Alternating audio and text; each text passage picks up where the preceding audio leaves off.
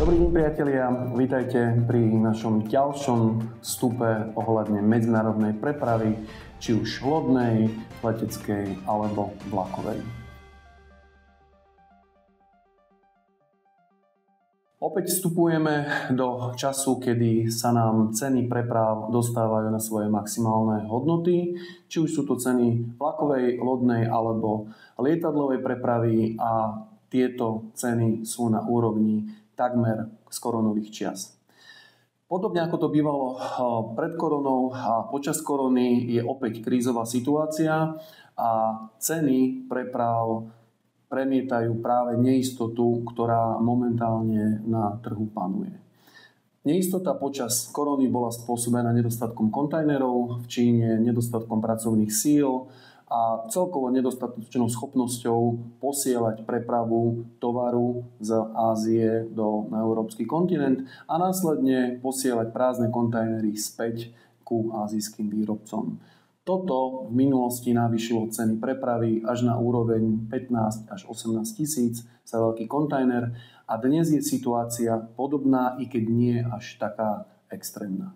Momentálne ceny kontajnerov sa pohybujú okolo 9 až 11 tisíc pri 40-kových kontajneroch, pri 20-kových je to cena rádovo od 6 do 8 tisíc.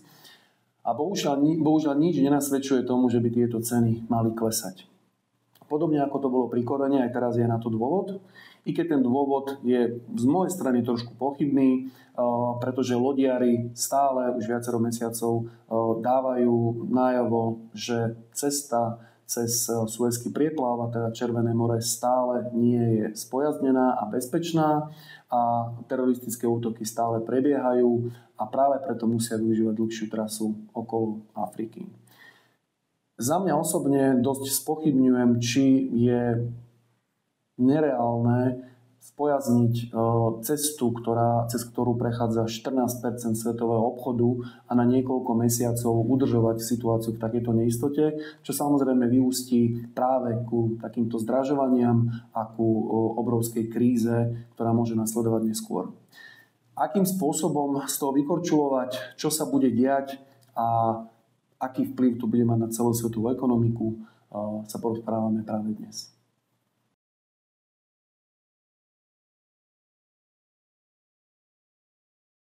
Ako som spomínal, táto situácia tu nie je prvýkrát a v prípade navyšovania cien počas korony sme naozaj nevedeli, ako s takouto situáciou pracovať. Nikto nevedel predikovať, ako dlho to bude trvať, do akej výšky ceny budú stúpať a následne, čo to celé vyvolá.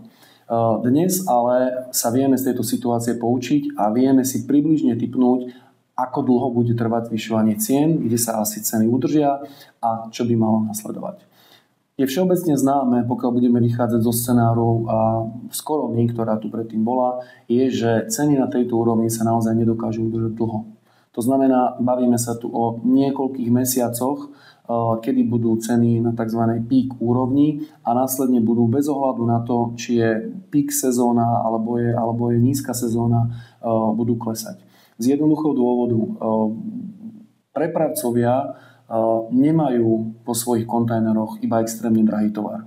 Keď sa bavíme o stavbároch alebo strojároch alebo o jednoduchých predajcoch, tak v tých kontajneroch naozaj majú veľakrát tovar, ktorý zďaleka nedosahuje výšku cien preprav.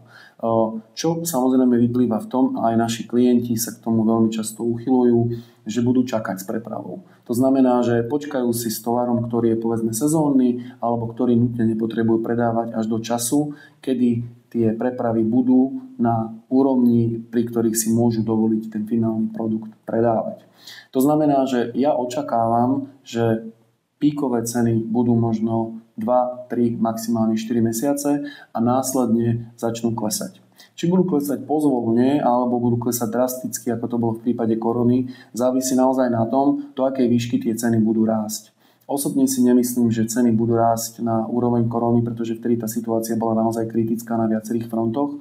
Dneska sa naozaj stále bavíme len o tom, že lodiari nedokážu uzavrieť to kolečko od nalodenia tovaru, odovzdania tovaru v európskom prístave a vrátenie prázdneho kontajneru naspäť na čínsky alebo indický, prípadne japonský trh. Dnes je naozaj len problém spočítať si tú logistiku a vypočítať, ako je to najefektívnejšie. Aj keď, ako hovorím, myslím si, že táto kríza je viac umelo udržiavaná, pretože naozaj hrá do karát hlavne lodiarom. Kedy z toho teda von a kedy vhodne objednávať, sa dozvieme neskôr.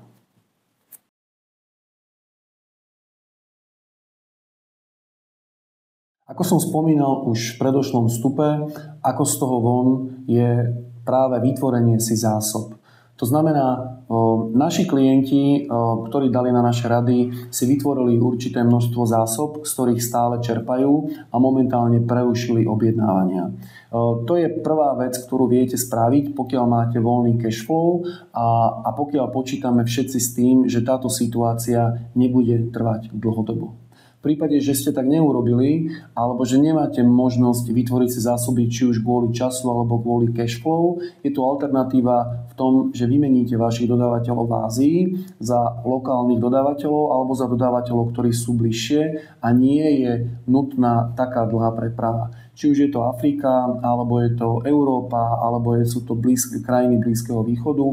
Je treba pohľadať v týchto častiach a na základe toho alternovať toho dodávateľa aspoň na zo pár mesiacov, aj keď sa kvalita vašeho tovaru nejakým spôsobom zníži, alebo sa sortiment obmení, dokážete na pár mesiacov urobiť túto zmenu.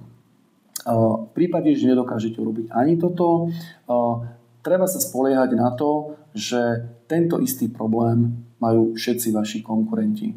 To znamená, v prípade, že dovážate tovar, ktorý nie je možné doviesť inak ako z Indie, z Číny, z Tajvanu alebo Japonska a iných krajín Ázie, tento istý problém má aj vaša konkurencia. To znamená, v prípade, že nemá konkurencia veľké zásoby, z ktorých dokáže čerpať, jednoznačne príde k navyšovaniu cien, či už pozvolne alebo radikálne.